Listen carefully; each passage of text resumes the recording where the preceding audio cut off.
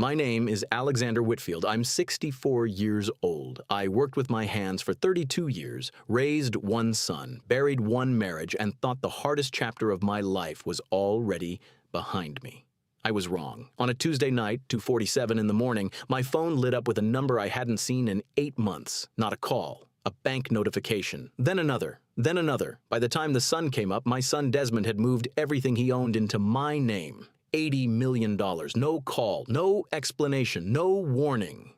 24 hours later, he was gone, and before I could even figure out how to grieve, before I could process a single thing, there was a knock at my door. A woman in a black blazer, cold eyes, a lawyer beside her. She didn't come to mourn, she came to collect. What happened next, what I found out about my son, about her, about a man named Derek, changed everything I thought I knew about family, betrayal, and what a father is willing to do when his back is truly against the wall. I'm not a dramatic man. I never have been. But this story, this one I have to tell from the beginning.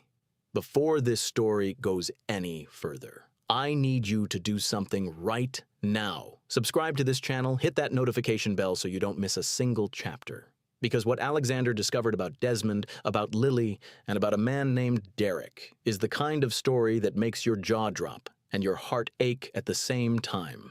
Like this video so more people find it. Drop a comment right now, just one word, describing how you'd feel if your child transferred $80 million into your name overnight with zero explanation. One word. I'll be reading every single comment. Now let's get into the story because nothing prepares you for how this begins. Chapter 1. I want to be honest with you from the start. Desmond and I were not close. Not anymore. We used to be, back when he was young enough to still need me, back when fatherhood was concrete and practical. Teaching him to ride a bike on our driveway in Hartford, driving him to college with a truck full of boxes and a chest full of pride I didn't know how to express out loud.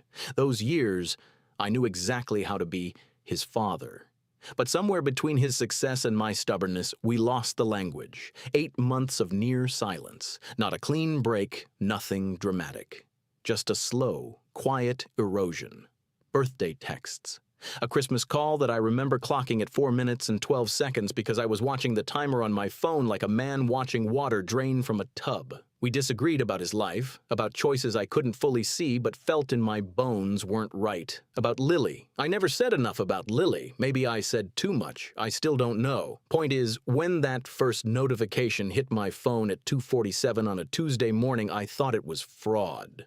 I was sitting up in bed before I even realized I'd moved, heart going too fast for a man my age. I fumbled for my reading glasses on the nightstand, knocked them off, had to feel around on the floor like an idiot, and by the time I got them on my face, there were 4 notifications lined up. 4 separate transfers from Desmond Whitfield Holdings, LLC, to my personal account. I sat there in the dark, glasses on, phone in both hands, reading the numbers 3 times each because I was certain, absolutely certain, my eyes were wrong. But they weren't. The numbers didn't change. $80,342,000. I called him immediately. It rang 4 times and went to voicemail. His voice on the recording, professional, calm, the voice of a man who ran a company, said to leave a message, and he'd return the call promptly. I didn't leave a message. I called again. Same thing. I texted, Desmond, call me right now. What is happening? Then I sat there, phone face up on my knee, waiting for the 3 dots to appear. They never did. I didn't sleep. I lay back down, but I didn't close my eyes. I stared at the ceiling until the bedroom went from black to gray to the pale yellow of early morning, running through every possible explanation my mind could construct. A mistake. Some kind of complex financial maneuver I didn't understand. Tax purposes, maybe. I'd heard wealthy people did things with assets I couldn't follow. Maybe he was protecting something from a lawsuit. Maybe by 6 a.m. the legal documents arrived in my email. Signed, notarized, every asset, every property, 2 commercial buildings in Boston, a portfolio of tech investments, several accounts I didn't even have names for yet, all of it, transferred into my name under a legal instrument I'd never heard of, authorized entirely by Desmond Marcus Whitfield with a brief note from his legal team. Mr. Whitfield Sr., this transfer was authorized voluntarily and in full legal capacity by Desmond Whitfield.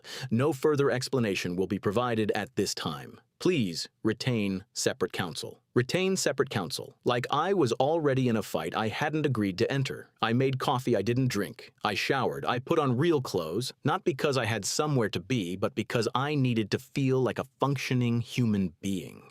Then I got in my car and drove 40 minutes to Desmond's house in Westport. The driveway was empty. The house was still. Blinds drawn, which was unusual. Desmond kept the house bright, always. There was a gap in the front flower bed where something had been pulled up carelessly, like someone had grabbed it without looking. Small detail, shouldn't have mattered. It stayed with me. His neighbor, an older woman named Patricia, who had always been friendly at the mailbox, was walking her dog. She slowed when she saw me standing at the end of Desmond's drive. "Oh, Mr. Whitfield," she said, careful in the way people are when they're managing information. "I didn't know you were coming." I told her I wasn't expected. I asked if she'd seen Desmond. She looked at the house, then back at me. Then she said, "They both left about 2 days ago, together, with luggage." A pause. But only Lily came back. She said it gently, like it should mean something to me. Standing on that empty driveway, morning air cold on my face, $80 million sitting in my bank account, and my son's phone going unanswered, I felt something I hadn't felt since Desmond's mother left. A particular kind of fear, not loud, not sharp, the slow spreading kind, the kind that tells you the ground has already shifted and you just haven't fallen yet. She knocked at 9 a.m. exactly, not 9:05, not 8:58, 9 o'clock on the dot. The kind of punctuality that isn't about respect, it's about control. Telling you, before the door even opens, that you're on her schedule. I'd been awake for going on 30 hours by that point. I hadn't eaten anything real. I was at my kitchen table with a cold cup of coffee and Desmond's transfer documents spread out in front of me like a puzzle I couldn't solve. When the knock came, 3 of them, firm, even. I opened the door and there was Lily. I want to describe her to you accurately because I think how a person presents themselves in a moment of crisis tells you everything about who they really are.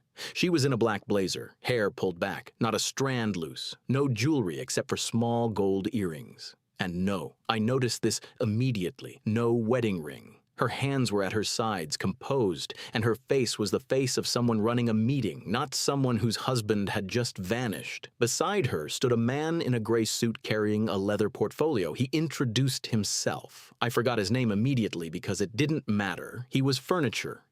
She said, "We need to talk, Alexander." Not Mr. Whitfield, not Dad. She'd called me that once or twice early in the marriage, before whatever warmth she'd manufactured wore thin. Just my first name. Clinical, deliberate. I stepped back, let them in. Because I was raised to let people in, and because I wanted to see what she would do with the space. She sat at my kitchen table, the same table where those documents were spread, and I watched her eyes move across them without moving her head, taking inventory. She'd already seen these documents. She knew exactly what she was looking at. She put a folder on the table in front of me. Her lawyer placed a pen beside it, perfectly parallel to the edge of the folder. Lily told me Desmond was alive. He'd checked himself into a private wellness retreat in Vermont. A breakdown, she said. Stress from work, from pressures I apparently didn't understand because I'd spent my life building bridges, not businesses. She delivered this information with the warmth of someone reading departure times at an airport. Then she explained the folder. It was a legal claim, contesting the transfer. Her position, and her lawyer's carefully worded position, was that the transfer had been made during a period of mental and emotional instability and was therefore subject to challenge. She wanted every asset reversed into a joint trust, one that, I noticed when I looked at the document, listed her as the sole managing trustee. She slid the pen slightly closer to me. I looked at that pen for a long moment. Then I looked up at her. I asked one question. "Does Desmond know you're here?" The room was quiet long enough that it became its own kind of answer. She held my gaze. She was good at that. I'll give her that much. But she didn't speak, and in that silence, something inside me that had been uncertain since 2:47 in the morning became completely, absolutely still. I closed the folder, slid it back across the table toward her, and I said I'd have my attorney review everything before any further conversation. She looked at me the way people look at elderly relatives who've said something foolish, patient, slightly pitying. She tucked the folder under her arm, nodded once, and left. The lawyer followed, 3 minutes from knock to departure. I stood at my window and watched her car pull away. Then my phone buzzed, a voicemail from Desmond, sent at 6:14 that morning while I was driving to his empty house. I pressed play, put the phone to my ear, and I heard my son's voice, quiet, careful, the way he used to sound as a teenager when he'd rehearse something he needed to say to me. Dad, I know this is insane. I know I owe you so much more than a voicemail, but I need you to listen. Don't sign anything she brings you. Don't transfer anything back. Not yet. Not until you hear from me directly. I'm okay. I promise I'm okay. I'll explain everything, all of it, when I can. And Dad, a pause, long enough that I thought the message had cut off. I'm sorry it took me this long to trust you again. I stood in my kitchen alone with my phone in my hand and the sound of my son's voice still sitting in the air around me. 64 years old, 32 years of building things designed to hold weight under pressure. And I was gripping that phone like it was the only solid thing in the world. Because she had come for the money. But Desmond had called for me, and now I had a choice to make. I called Miriam at 7 a.m. the next morning. We'd known each other for going on 22 years, back when she was a junior attorney handling my firm's contracts, and I was a structural engineer who thought legal documents were someone else's problem. She was sharp then. She was sharper now. The kind of woman who listened to everything you said and filed it somewhere behind her eyes before she responded. I told her everything. The transfer, the documents, Lily at my door with her lawyer and her perfectly parallel pen, Desmond's voicemail, all of it start to finish while she was quiet on the other end. When I finished, she said, "Don't touch the money. Don't respond to Lily's attorney. Don't say a single word to anyone until I call you back." Then she hung up. I trusted that. I went back to waiting, which, at 64, after a career spent calculating load-bearing tolerances, I was better at than most people assumed. Patience isn't passivity. Patience is pressure held in place until the right moment. Miriam called me back in 4 days. She asked me to come to her office. I knew from her voice it wasn't good news, but I also knew from her voice it was the kind of news that explains things. And sometimes the explanation, even a terrible one, is a relief, because it means you weren't imagining the weight. I sat across from her desk. She had a file folder in front of her, thick with printed documents. She folded her hands on top of it and looked at me the way doctors look at you before they tell you something that requires your full attention. She started with Derek Colton, financial consultant, sharp resume, good references, connected in the right circles. He'd entered Desmond's professional life about 4 years ago, introduced through a mutual contact in Boston's investment community. He helped Desmond structure his first major real estate acquisition. Made Desmond a lot of money early, which is the oldest trust-building trick in the world. After that, Desmond gave him significant access to his accounts, management authority over several portfolios. What Desmond didn't know, what nobody looking casually would have caught, was that Derek had been skimming, not aggressively, carefully, thousands at a time, routed through shell consulting invoices, spread across 3 years in a pattern designed to look like ordinary operational costs. The kind of theft that only surfaces when a forensic accountant is specifically looking for it. Desmond found it 6 months ago. Miriam didn't know exactly how. Perhaps a discrepancy he noticed himself, perhaps a third party, but he found it, and he confronted Derek directly. Derek, rather than confess or negotiate, went immediately to Lily. I want you to understand what I felt when Miriam said that. Not surprise. Something colder than surprise. The sensation of something clicking into place that you'd been sensing out of alignment for years. Miriam opened the folder and showed me the documentation she'd found. A legal name change, filed quietly 8 years ago. A woman named Rosalind Adair had become Lily Adair. Different last name from Derek Colton, different enough that nobody cross-referenced them casually. Same mother, confirmed through public birth records Miriam had requested. Lily was Derek's sister. She had entered Desmond's life 18 months after Derek did. Their relationship, their marriage, none of it accidental. Miriam laid it out patiently, document by document, and I sat across from her desk in complete silence because I didn't trust my voice. The plan, as best Miriam could reconstruct it, was long-term. Derek would build financial access. Lily would build personal access. If Desmond ever discovered the skimming, and apparently they'd always calculated he might, Lily would be positioned to challenge his mental state, establish incompetency, and redirect his assets through a trust she controlled. A trust that, conveniently, would also cover Derek's exposure. Desmond hadn't staged a breakdown. He'd staged a retreat, deliberately, strategically, to move everything beyond their reach before Lily could execute the legal maneuver they'd been planning for months. He'd chosen me because I was the one person in his life Lily had spent 3 years quietly, carefully removing. I thought about the Christmas call, 4 minutes and 12 seconds. I thought about the birthday texts, the silence I'd interpreted as distance, as his life growing larger than the space I occupied in it. All of it reframed now into something deliberate, not Desmond pulling away, but Desmond being slowly, methodically separated from the one anchor Lily couldn't control. I sat in Miriam's office for a long time after she finished speaking. Then I asked her, "What do we do?" She said, "We go on offense." I want to tell you something about being 64. People assume age slows a man down, that the years accumulate like sediment, that you get heavier, softer, easier to dismiss. And I understand why they think that. I'd probably think the same thing looking at me from the outside. Gray at the temples, retired, quiet life in Hartford, easy to underestimate. Derek made that mistake. Lily built her entire plan around it. They were wrong about what the years actually do to a man like me. 32 years of structural engineering teaches you one thing above everything else. The most dangerous failures are never the dramatic ones, not the sudden collapses. Those are obvious. Everyone sees them coming eventually. The truly dangerous failures are the invisible ones. The hairline fractures that spread slowly underneath the surface in places nobody thinks to inspect.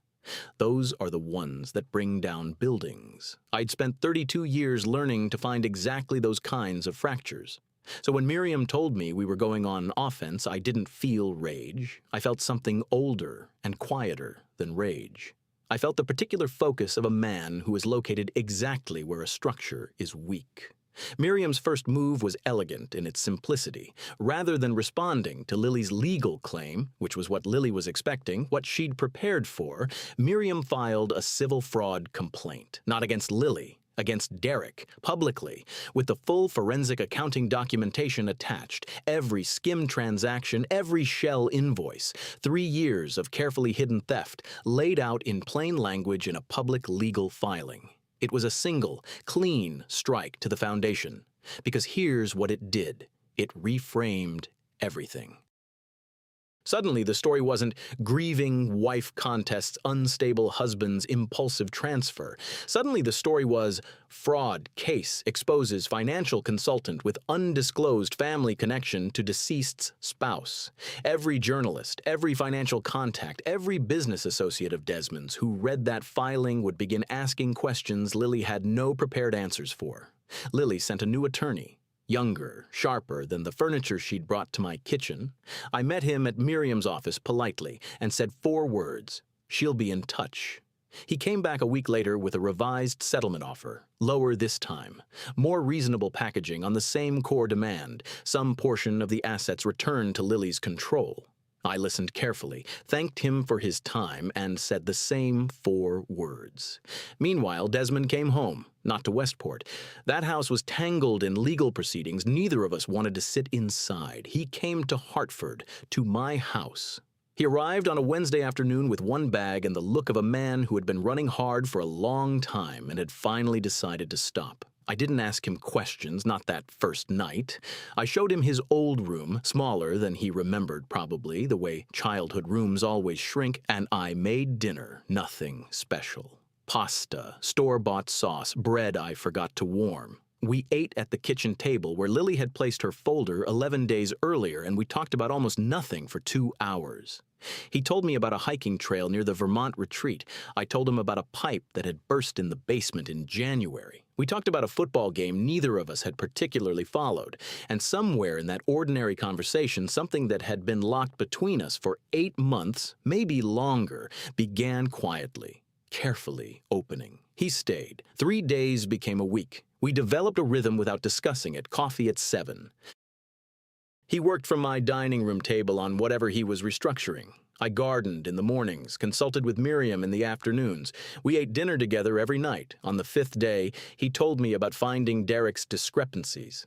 How long he'd spent second-guessing himself before he was certain. How Lily had reacted when he'd tried to raise his concerns. Tears, arguments, accusations that he was paranoid, overworked, losing perspective. How gradually he'd begun to believe her. How frightening that period was, not the betrayal itself, but the months when he couldn't trust his own judgment anymore. I listened to all of it. When he finished, I said, "You trusted your gut eventually. That's what matters." He was quiet for a moment, then, "I should have called you sooner. I should have been easier to call." I didn't say that out loud, but I thought it. I've thought it every day since. The chessboard move that changed everything came from Elliot Barnes, an old business partner of Desmond's, solid man, the kind who kept his word because his word was the only currency he'd ever actually trusted. Lily had contacted Elliot quietly, requesting he sign a statement asserting that Desmond had shown erratic financial behavior in the months before his retreat. Elliot recorded the conversation on his phone. Then he called Miriam directly and sent her the full audio file. I was in Miriam's office when she played it. Lily's voice had been composed, professional, the same voice that had sat at my kitchen table, carefully coaching Elliot toward language that would support her legal claim. Language that wasn't true, and that she knew wasn't true. Miriam looked at me across her desk when it finished. I nodded once. We had her. Miriam scheduled the mediation for a Thursday morning. Standard procedure, she called it, a required step before civil proceedings escalate to full litigation. Neutral location, neutral mediator. Both parties, both legal teams. Conference room in a building downtown that smelled like recycled air and expensive carpet. The kind of room designed to make everything feel procedural and bloodless. Lily didn't know Desmond would be there. That was intentional. We arrived first. Desmond, Miriam, and me. We sat on one side of a long glass table, and I looked at the Hartford skyline through the window and thought about a bridge I'd helped design 27 years ago that was still standing. I thought about load-bearing points, about where pressure concentrates, about the moment before a structure reveals whether it was built correctly or not. Desmond was quiet beside me, not nervous, settled, the way a man looks when he has finally stopped running from something and turned around to face it. They came in at 9 o'clock exactly. Lily first, black blazer again, different cut, same message, controlled, composed, prepared for an elderly father and a pile of paperwork she expected to dismantle methodically. Her attorney beside her, and behind him, Derek. I hadn't expected Derek in that room, neither had Miriam from the slight shift in her posture. He looked smaller in person than the version of him I'd constructed from documents and audio files. Medium height, well-dressed in the way people are when clothing is armor. He glanced at me, then at Miriam, and then his eyes landed on Desmond. Something moved across his face, not guilt, he was past guilt. Something more primitive, calculation, the rapid internal assessment of a man who has just realized the room is not what he was told it would be. Lily saw Desmond a half-second later. She stopped walking, barely, just a fractional hesitation that only someone watching closely would catch. I was watching closely. I had been watching this woman for weeks now with the same focused attention I used to give to architectural stress points. I saw it. She recovered immediately, sat down, placed her folder on the table. Miriam began. 40 minutes. That's how long it took to lay everything out. The forensic accounting documenting Derek's 3-year skimming operation. The public records connecting Derek Colton and Roslyn Adair through their shared maternal lineage. The name change. The timeline. The deliberate construction of two separate identities operating inside one man's life from two different angles. The pattern of financial irregularities matched against the dates of Lily and Desmond's relationship milestones. The drafted trust documents found on a device Desmond's legal team had lawfully accessed, dated 14 months before Desmond ever discovered the fraud. Prepared in advance, waiting. And then Miriam opened her laptop, placed it on the table facing their side of the room, and played Elliot Barnes's recording. Lily's voice filled that carefully neutral conference room, composed, professional, precise. Coaching Elliot toward language about erratic behavior and mental instability, language she needed to validate a legal claim she'd been engineering for over a year. The room was completely silent when it ended. Derek's attorney stood, asked for a recess, and walked into the hallway. He did not come back. We learned later he resigned from the case in the corridor, made one phone call, and left the building entirely. There is a particular kind of attorney who will fight hard for a client in moral gray areas, but will not step in front of a freight train. He was that kind. Derek sat without speaking. Whatever composure he'd carried into that room had left with his attorney. He looked for the first time like exactly what he was, a man watching the thing he'd built for 3 years come apart in a single morning. Lily's remaining attorney leaned close to her, whispered. She listened, nodded once, and her attorney requested a short break. During that break, I stepped into the corridor for water. Desmond stayed at the table. When I came back, Desmond was standing near the window and Lily was across from him. No attorneys present, nobody had arranged this. It had simply happened in the 10 minutes I was gone. They were speaking quietly. I stood at the door and didn't enter. I couldn't hear the words, but I could read the posture. Desmond still, arms at his sides, listening. Lily's composure fractured in a way I hadn't seen before. Not performance. Something underneath the performance, cracked open by the weight of the morning. We reconvened. The settlement terms Lily's attorney presented were complete surrender, more or less, full recognition of the transfer's validity, withdrawal of all legal claims. Cooperation with the fraud investigation into Derek. Before we signed anything, I asked to speak. Miriam looked at me. I nodded. She sat back. I looked at Lily directly, not with the anger I'd been carrying for weeks, but with something that had burned through anger and come out the other side, tired, clear, final. You spent 3 years making my son believe he had nobody left. You removed every person who might have helped him see clearly, including me. And all you actually did was remind him that I was still here. I paused. Let it sit. I'm not doing this for the money. I'm doing it because my son deserves his life back whole. And I need you to understand, but whatever happens after today, you will not be any part of it. Lily held my gaze. For a moment, just a moment, something in her face looked less like the woman who had stood at my door at 9 o'clock with a leather portfolio and more like someone exhausted by the weight of who she'd agreed to become. She looked away first. We signed at 11:47 a.m. The mediation lasted 2 hours and 47 minutes. Outside, the Hartford skyline sat exactly where it had always been, unchanged, unbothered, holding its own weight the way well-built things do. Desmond and I walked to the parking garage together. Neither of us spoke until we reached my car. He said, "It's over." I said, "That part is." Here is the plot twist nobody saw coming. I almost didn't include it, but it's the truest part of this story, so it has to be told. What Lily said to Desmond at that window, in those 10 minutes while I was getting water from a corridor that didn't need me, was this. Derek had approached her first, not as a co-conspirator, as a brother who had already embedded himself in Desmond's finances and needed her to follow. She had refused initially, twice. The third time, Derek told her that if she didn't cooperate, he would expose something from her past. A financial fraud she'd been unknowing peripherally involved in years before she met Desmond. Young, naive, trusting the wrong person. Derek had documentation, real documentation. He used it as a lever. She had married Desmond, she told him, already trapped. She said she had genuinely loved him. She didn't ask Desmond to believe that. She said it the way people say true things they've stopped expecting anyone to accept, quietly, without performance, into the space between them. Desmond told me this on the drive home. He stared at the passenger window the whole time he spoke. I didn't say anything immediately. I drove. I thought about the kind of person who weaponizes their own family, who looks at a frightened young woman and sees leverage. I thought about Derek, and I felt the specific, exhausted contempt reserved for people who are simply, completely without dimension, just damage that moves through the world wearing a good suit. Derek's civil case settled 14 months later. He repaid $4.2 million in documented losses, surrendered his financial consulting license, and disappeared into the kind of quiet disgrace that carries no drama and no audience. No one wrote about him. No one mourned him professionally. He became, very simply, irrelevant, which I think is the correct ending for a man like that. Lily cooperated fully with investigators. She relocated to Portland.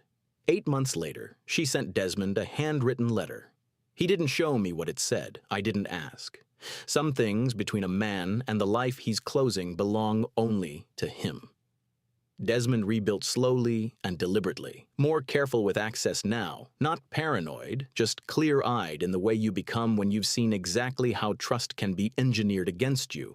He called every Sunday without fail, every Sunday, without exception, for 2 years straight. That consistency, that simple, weekly phone call became the thing I valued more than anything in that account. I sold my Hartford house and bought a smaller place in Connecticut, 35 minutes from Desmond, close enough to be present, far enough to let him be a grown man.